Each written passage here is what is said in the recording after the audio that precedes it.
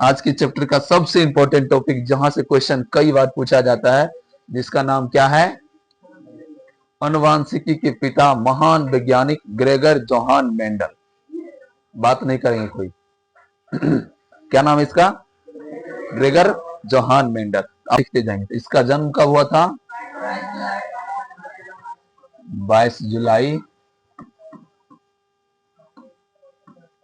1822 को। कहा हुआ था? किस देश में हुआ था?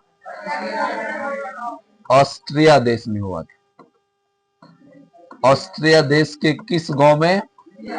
सिलिसियन गांव में हुआ था। ठीक है।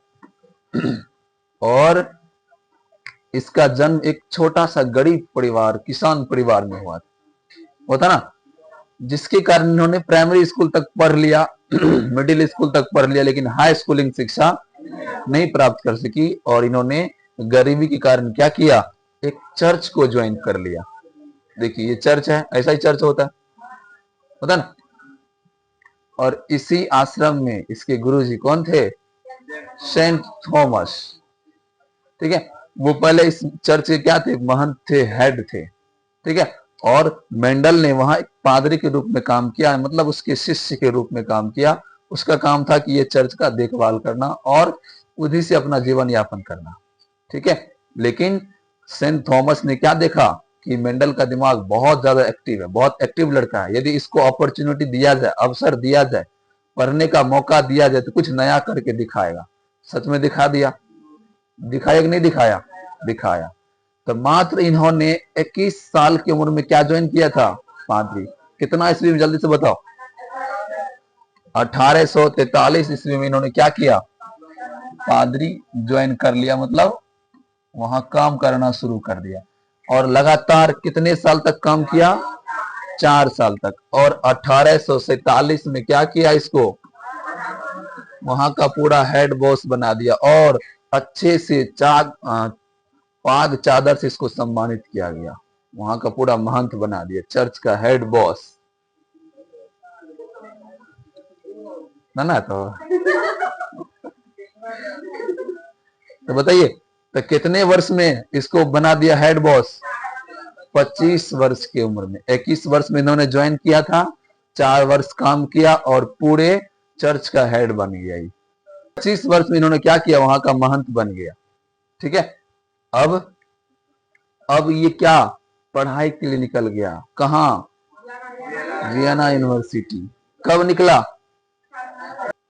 इन्होंने क्या किया? 1847 ईस्वी में कहा गया? वियना यूनिवर्सिटी गया उच्च शिक्षा प्राप्त करने के लिए। 1847 में इन्होंने किस यूनिवर्सिटी गया? Vienna university. और वहां इन्होंने किन किन सब्जेक्ट की पढ़ाई की? हाँ, mathematics, natural science, physics, botany का अध्ययन किया इन्होंने। बहुत ज्यादा गहन अध्ययन किया। ठीक है। और वहां से कब लौटा? 1854 ईस्वी में पूर्ण रूप से अपनी पढ़ाई को पूरा करके फिर से कहां लौट गया? चर्च लौट गया। और इन्होंने मन बना लिया, ये गरीबी के कारण यदि हम उच्च शिक्षा नहीं प्राप्त कर सके, लेकिन चर्च की मदद से, एक संस्था की मदद से, एक ट्रस्ट की मदद से हमें क्या मिला? उच्च शिक्षा प्राप्त करने का अधिकार मिला। तो अब जो भी बच्चा हमारे गांव में है, उसके शिक्षा में पैसा, अर्थव्यवस्था कोई मायने, कोई बाधा नहीं उत्पन्न करेगा। फिर इन्होंने अपने चर्च के रूप में किसके रूप में काम किया? टीचर के रूप में काम किया। एज ए टीचर, एक मतलब एक शिक्षक के जैसा बहुत सारे लाचार निर्धन बच्चों को इन्होंने मुफ्त में शिक्षा देने का काम किया।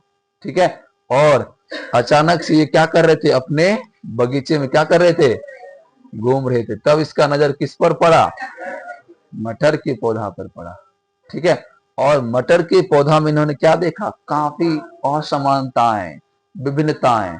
जबकि सब तो मटर मटर ही है, लेकिन उसमें भी क्या है? विभिन्नता है।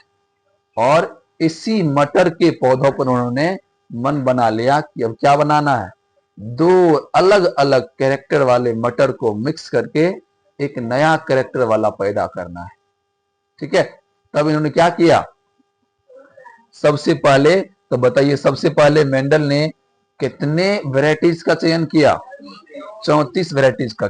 कितने प्रकार का, 34 वैरायटीज का मटर के पौधों का सिलेक्शन किया और उस पर क्रॉस ब्रीडिंग करने की कोशिश की, लेकिन इसको सफलता नहीं मिला। फिर इन्होंने दोबारा कोशिश किया, दूसरी बार इन्होंने कितने वैरायटीज का चयन किया, 22 वैरायटीज का चयन किया और दुर्भाग्यवश फिर से इसको क्या मिला, असफलता ही मिला। लेकिन इन्होंने हार नहीं माना, फिर से तीसरा अटेम्प्ट कोशिश किया, उसमें इन्होंने मात्र केवल और केवल कितने वैरायटीज का चयन किया, 7 वैरायटीज का चयन किया, जिसमें इसको सफलता मिली। तो आइए देखते हैं कौन कौन ऐसा 7 वैरायटीज था जिसका इन्होंने चयन किया। ठीक है, तो देखिए वो 7 वैरायटीज ये है इसका, ये प्लांट के कलर को देखकर इन्होंने अपने 7 वैरायटीज का चयन किया। ठीक है, मेंडल ने अपने बगीचे में क्रॉस कराकर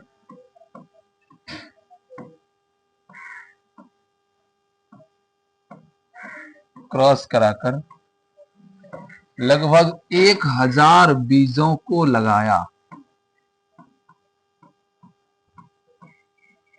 1000 बीजों को लगाया और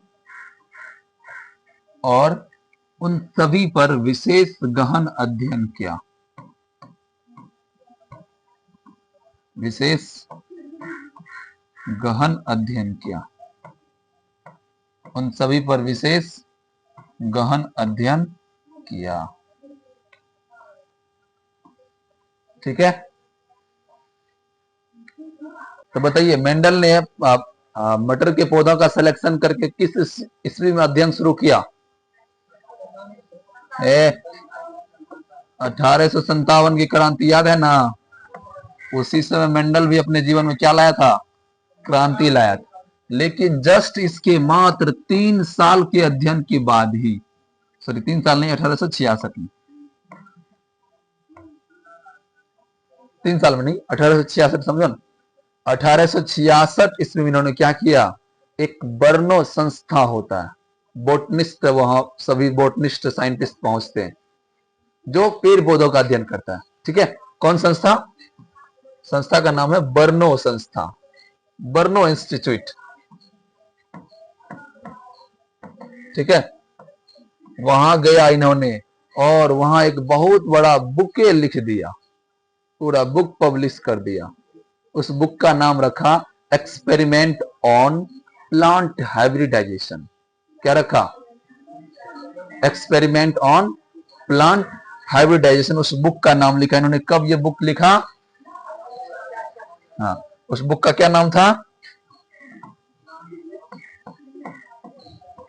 एक्सपेरिमेंट ऑन मतलब, हाँ, प्लांट हाइब्रिडाइजेशन।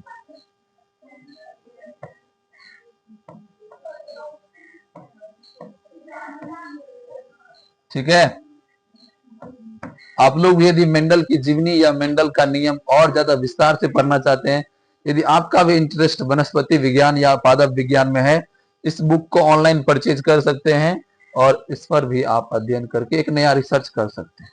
ठीक है, ये आपको दिशा निर्देश करेगा। इस बुक का नाम क्या है, हाँ, तो तुम लोग काहे लिए बुक खरीदेगा, तुम लोग पहले इंटर का सिलेबस याद करो तभी सबको रिसर्च करो। इंटर का सिलेबस तुम लोग से याद नहीं, चलिए लिखो, होमवर्क नहीं, लिखो ना गिरो। देखिए सन 1866 ईस्वी में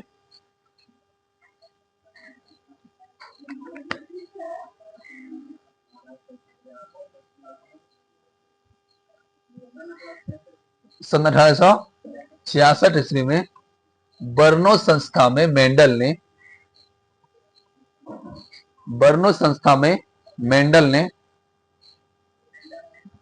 ने एक्सपेरिमेंट ऑन प्लांट हाइब्रिडाइजेशन नामक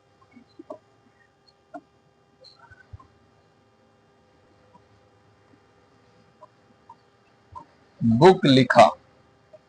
क्वेश्चन पूछा गया बार बार, ऑब्जेक्टिव क्वेश्चन। मेंडल ने किस बुक को लिखा? Experiment on plant hybridisation. इसका हिंदी क्या होता है? पादप संकरण पर प्रयोग। बुक का नाम क्या है? पादप संकरण पर प्रयोग। मतलब पेड़ पौधा में कैसे हम लोग क्या करवाते हैं? हाइब्रिडाइजेशन करवाते हैं, कैसे क्रॉस करवाते हैं, उन्हीं सब के बारे में इस पर विशेष चर्चा है। तो मेंडल ने अपने अपने जीवन में क्या किया? इतने बड़े बड़े कारनामा किए, बड़े बड़े संघर्ष को झेला, ठीक है। और कहा जाता है कि किसी भी इंसान का अंतिम टारगेट क्या होता है? मृत्यु। वेरी गुड, बहुत अच्छा लगता है। और जैसा कि कहा जाता है कि जिस इंसान का उत्पत्ति हुआ है, जन्म हुआ, उसका मृत्यु ध्रुव निश्चित है। यदि सूरज अपनी गति रोक सकता है, कोई समझ सकता है, मान लेंगे, ठीक है। बालों को पेरने से कभी तेल निकला है? यदि मान लेते बालों को पेरने से क्या निकल जाए? तेल निकल जाए, ये भी हम मान लेंगे। लेकिन कोई इंसान कहेगा हम अमर हो गए, हम मेरी मृत्यु नहीं होगा, ये मानने की बात नहीं है। ये ध्रुव निश्चित है कि जिसका जन्म हुआ उसका मृत्यु होगा ही। इसका भी मृत्यु कुछ इस प्रकार हुआ जिसके कारण ये पूरा जंतु जगत, सॉरी पादप जगत उस दिन बहुत ज्यादा आंसू बहाए। इन्होंने किडनी प्रॉब्लम के कारण इसका मृत्यु हो गया, ठीक है। चलिए लिखिए।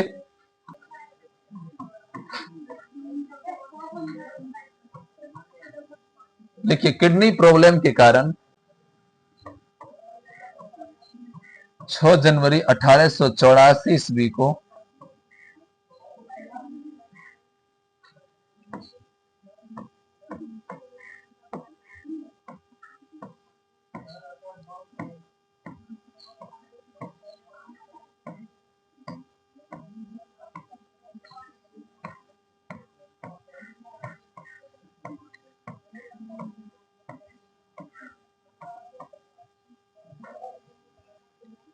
ठीक है, 6 जनवरी 1884 ईस्वी को मेंडल ने इस दुनिया को क्या कहा?